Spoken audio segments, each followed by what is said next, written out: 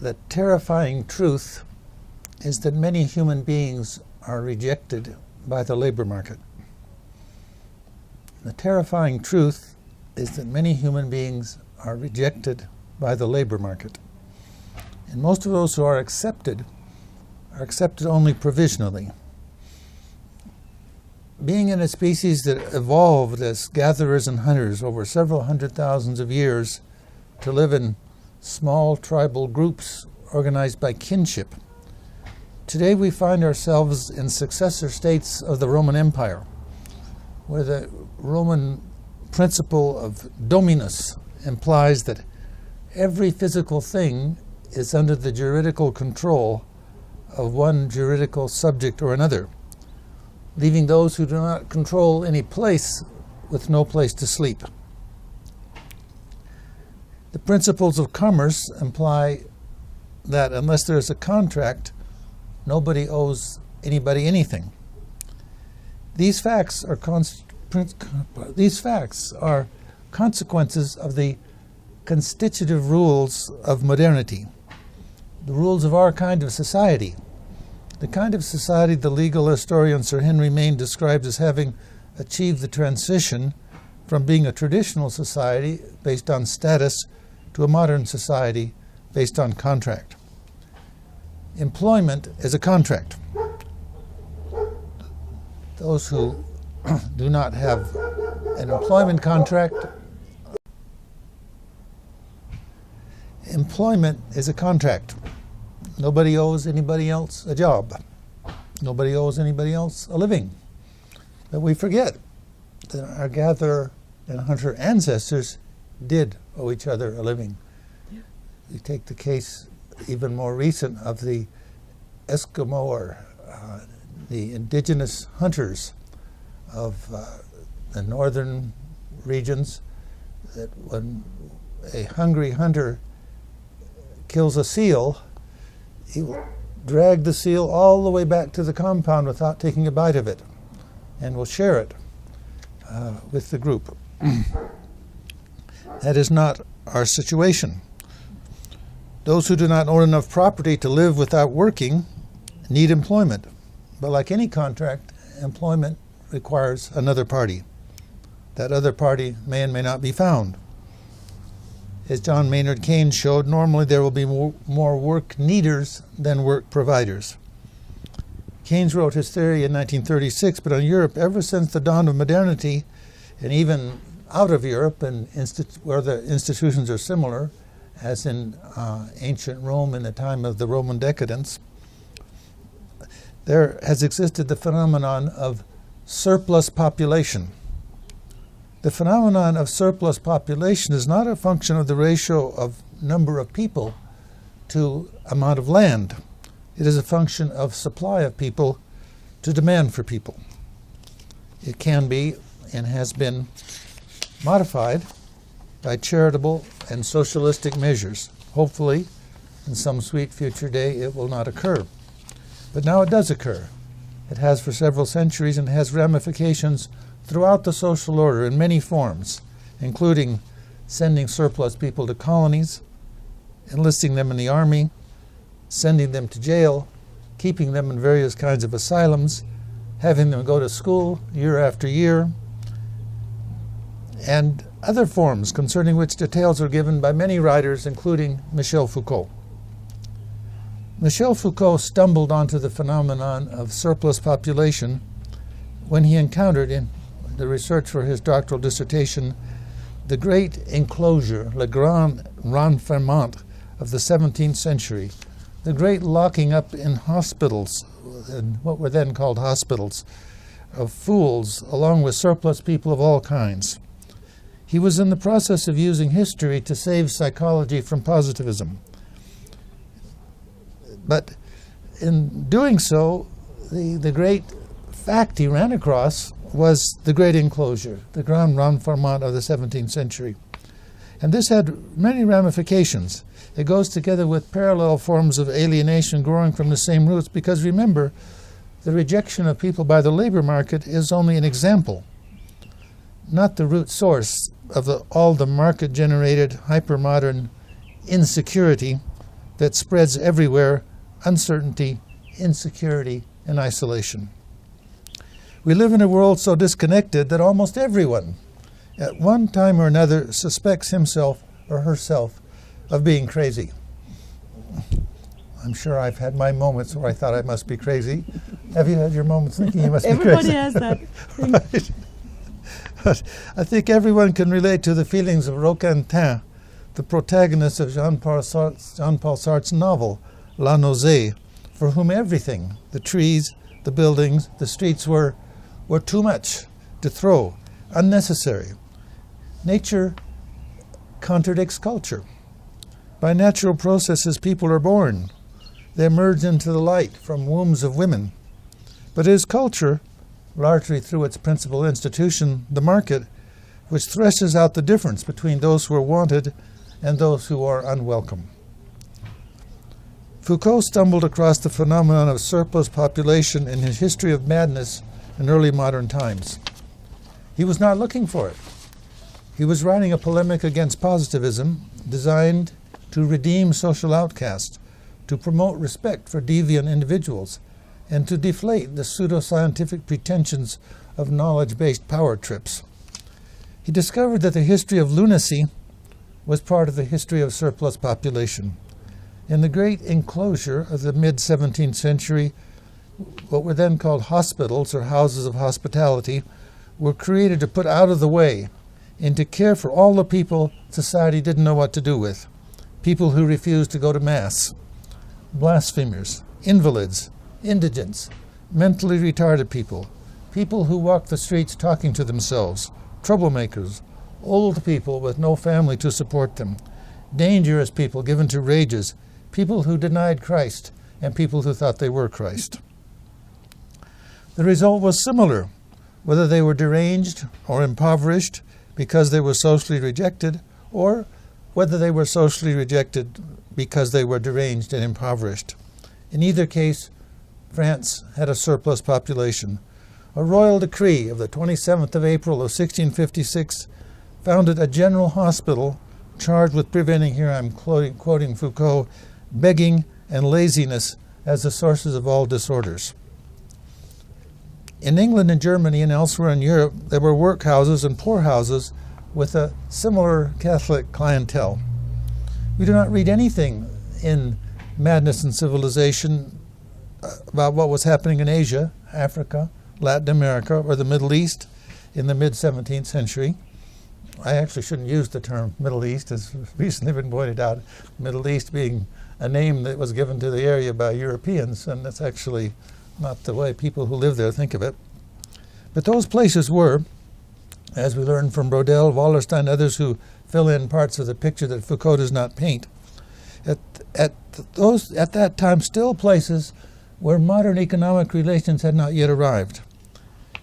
So Foucault, having written a history of stigmatism and separation in the particular case of madness, and having shown how histories of psychiatry and of medicine as sciences are interwoven with the history of institutions, Foucault might have written as his next book a history of class-divided societies in general, a history of contract societies, of societies that generate alienation. He would have written, but he didn't.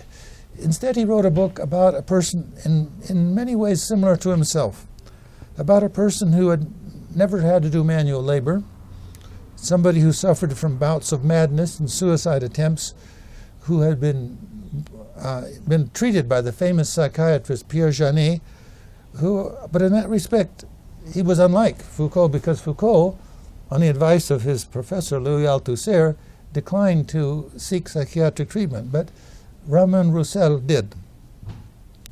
He was a homosexual, a writer, a sensualist, someone who meditated at length on the relation of death to language, someone who prolonged his life beyond his body by his writing.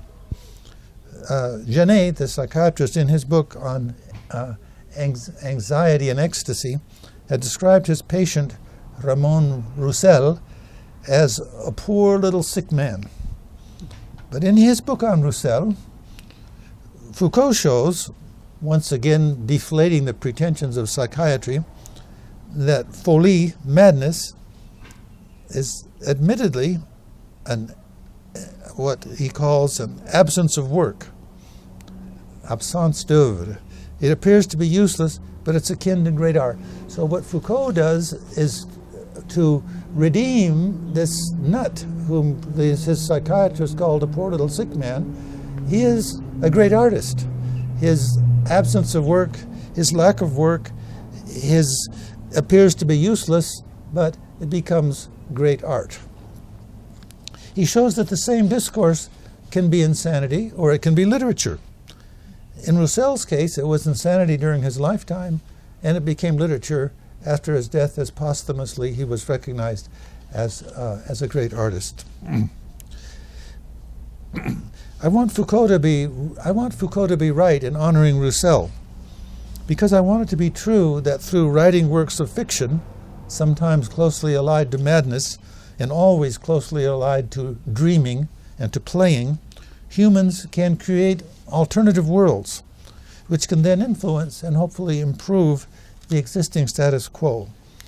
This is akin to the theory of culture of Malinowski, who found in the human groups that he studied that storytelling and myth-making created cultures and imagination, which then became functional cultures that actually decided where the hunting grounds were, what the technologies were, how to fish, what clothes people wear, the ceremonies for birth, the ceremonies for marriage, the ceremonies for death. These grew out of the imaginary experience and the storytelling of people. That's an anthropological finding that I think concurs with much of Foucault's thinking. I agree with Herbert Marcuse and with Johann Galtung that to change the world, empirical science is not enough. Empirical science is devoted to the study of what happens, but it needs to be complemented by other methodologies that create what might happen, what is possible, what could be imagined. Otherwise, humanity has no hope of transcending the tragic social reality in which it has for now trapped itself. When I read Levi-Strauss's account of totemism, in which he depicts Australian Aborigines as snobs who construct elaborate genealogies with no motive, no motive, that achieve no objective and serve no discernible function, I attribute to the Aborigines' prolific exercise of their symbolic capacities enormous long-run survival value. Homo ludens, that's us, the playful animal. We live in stories. From taking pleasure in making up stories for no reason at all, have come all the sciences and all the civilizations. Pierre Machery, a French critic, in his presentation to a reprinting of Foucault's book on Raymond Roussel, encourages me to believe what I want to believe about the causal powers of imagination and about Foucault. Now I'm quoting Pierre Machery. At first glance, writes Machery, one might be tempted to consider that Foucault then applied his notion of experience, elaborated at the junction of philosophic discourse and history, to the study of literary text. Let me repeat that. Pierre Machery says, well, at first glance, when you try to understand Foucault, you might say that, well, he had a philosophy of history, and then he applied it to the study of literary texts. Now, I continue to quote Machery. But if one reflects attentively, one will perceive that, in fact, it is the contrary that must have been the case. Literature was without doubt for him, that is, for Foucault, the privileged place where he elaborated on the status of experience, considered as such, and starting from which he was able to think, based in a way on a literary model, other experiences, such as those of exclusion, of knowledge, of punishment, or of sexuality. Close quote from Machery. Roussel, the literary artist that Foucault wrote this book about, was an admirer of Jules Verne and a precursor of Hélène Robbe-Grillet. He structured in his work bizarre experiences that do not happen. For example, concerning a work by Roussel called La Vue, the View, Foucault writes, "The view, I'm quoting Foucault, the view as an immediate contradiction to its title opens into a universe without perspective. Or perhaps it combines the vertical point of view, which makes it possible to embrace everything as in a circle, and the horizontal point of view, which places the eye at ground level and only allows the foreground to be seen. Close quote from Foucault. So Foucault's account of Roussel, begins in the first chapter and ends in the last chapter with Foucault's suicide. Roussel was like Foucault in the sense that both attempted suicide, but Roussel actually did commit suicide. He represented his life as the end. This is Foucault's account of Roussel. He represents the life of Roussel as leading up to his suicide. His suicide was the end toward which his literary activity was tending, in language reminiscent of Heidegger's notion that human being is being toward death, and also reminiscent of the young Foucault's attempts at suicide. He says he sort of gives an account of the life and work of Roussel as leading up to his suicide. Now, Roussel, he didn't just commit suicide in any ordinary way. Roussel staged his own death. His own death was a dramatic literary event. He elaborately contrived and passionately desired his death, and he staged it in a hotel room in Palermo. He went to Palermo, he set himself up in a hotel room and elaborately staged the scene where he would commit suicide. In a state of drug-induced euphoria. He was on drugs in a state of euphoria when he committed suicide. So Foucault, it seems to me, this is me talking now, Foucault seems to me to give away the secret of Roussel's suicide in a way which confirms Durkheim's empirical study of the subject, and which illustrate the terrible truth that in modern times many people are bonded to others by nothing more solid than contracts, and in the absence of contracts, by nothing at all. I think my Durkheimian way, those of you who know about Durkheim know that Durkheim says that it's people who are alone who commit suicide. He finds suicide especially common among the poorest and the richest, who he finds to be the most alone. I think my Durkheimian way of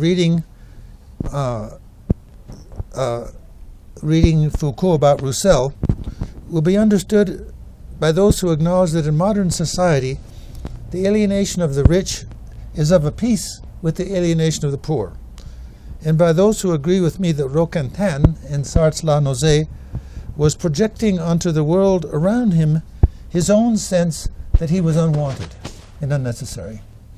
That is, Roquentin's sense that everything is unnecessary projects his own sense that he really shouldn't have been born. I mean, he's unemployed, his family rejects him, nobody really loves him. The whole world sort of becomes the unwanted.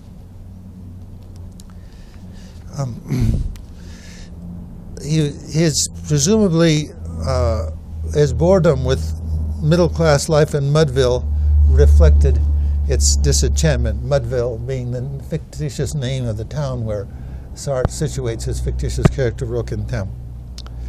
It's Weberian disenchantment, its Polanyian disembeddedness, and the same terrifying truths are perceived from a different perspective when the right-winger Heidegger writes of Das Man, the man, and the right-winger T.S. Eliot writes, the crowds crossing over London Bridge, so many, I had not thought that death had destroyed so many. Now here's what Foucault says about Roussel. Roussel, at the time when he was writing his first book, experienced a feeling of universal glory, not an exasperated desire to be a celebrity, but a physical confirmation. And now Foucault quotes Roussel. Roussel says, "What I was writing was surrounded by rays of sunlight. Every line was repeated with thousands of copies, and I wrote with thousands of flaming pen points." Now here's a point you and I can identify with. When the book was published, it was a failure. Nobody read it. All the doubled suns were extinguished. The flaming words drowned in black ink. and all around Roussel, the language which scintillated in the depths of his least syllable like marvelous waters dissolved into a faceless world. That's quoting Foucault on Roussel. Now we're quoting Roussel again. When the young man with great emotion walked out onto the street and realized that nobody noticed as he walked by, the feelings of glory and luminosity were quickly extinguished. It was the night of melancholy, and nevertheless that light continued to burn near and distant, as at the heart of a darkness that abolished distances and made them unattainable, troubling and imperceptible in a mistake in which all his work was lodged. Now I'm quoting Foucault about Roussel. It was there also that there was born his decision to die, in order to rejoin in one bond that marvelous point, the heart of the night and threshold of light.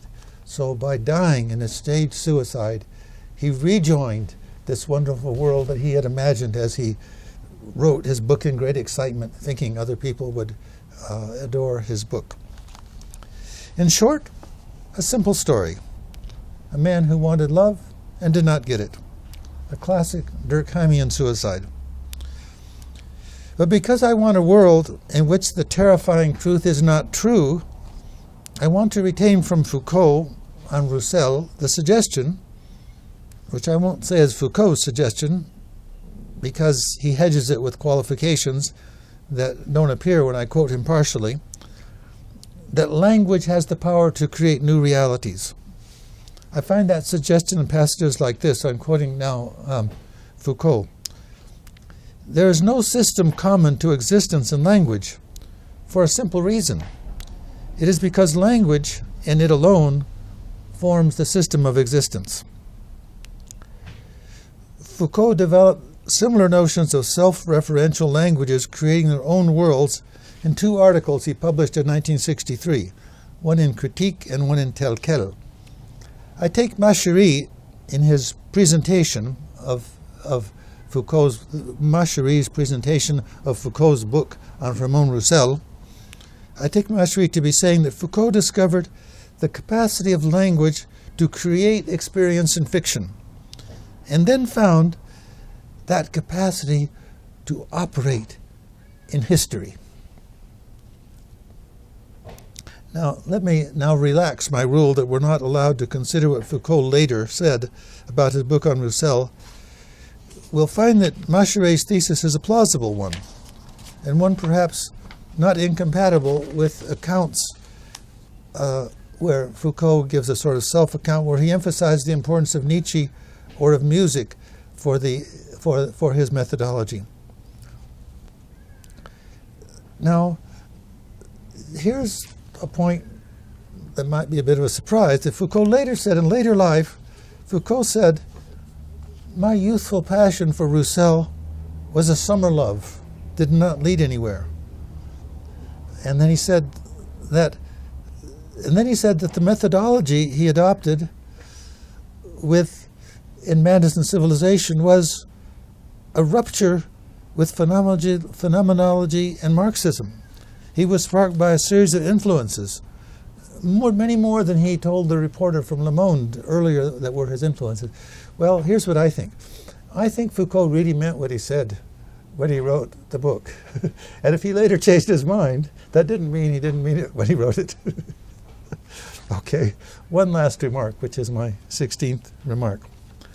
Now, in saying that humanity now has trapped itself in a tragic social reality because its dominant constitutive rules do so much harm at the same time as they do good, and because they so fiercely resist change, I don't want to get sidetracked onto the question whether modernity is good or bad.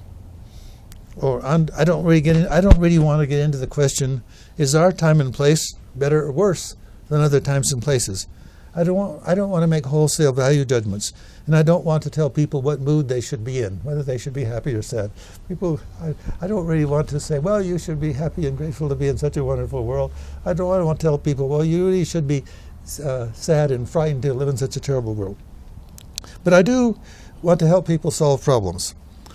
And I call attention to modernity's basic cultural structures because I think that solving humanity's main problems requires consciously revising the basic structures of our culture. Yes. Bravo. I'd like to point out, too, that Evelyn's costume was designed by Catherine Hoppers. Very, very important.